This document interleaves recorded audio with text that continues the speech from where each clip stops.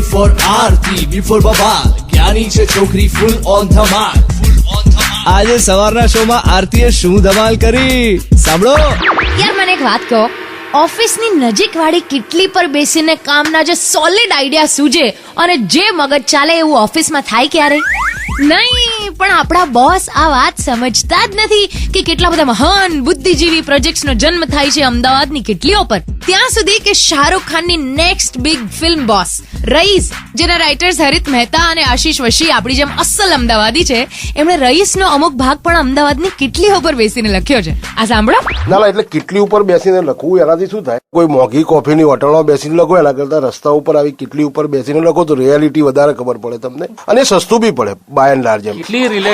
કિટલી related એક બહુ જ ઇન્ટરેસ્ટિંગ કેસ છે. હું જયારે ઇકોનોમિક ટાઈમ્સમાં હતો ત્યારે મારા એક બ્યુરો ચીફ હતા, એમનું નામ છે પાર્થો ઘોષ, અને એ હંમેશા એવું કીધા કરે કે તમે કિટલી ઉપર તું તારો ટાઈમ વેસ્ટ કરે છે, અને અમારા આર્ગ્યુમેન્ટ્સ બી બહુ થાય. મારો પોઈન્ટ ઓફ વ્યૂ એ સમાવ હું એમને સમજાવી જ નતો શકતો. હમણાં અમને બંનેને ટેગ કરીને પાર્થો ઘોષે એક ટ્વીટ કર્યું કે ભાઈ ના, હું માનું છું કે કિટલી ઉપર કામ થાય છે.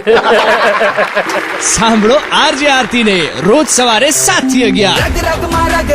અમદાવાદ સિટી રગ રગમાં FM બોલે તો 91.1 FM.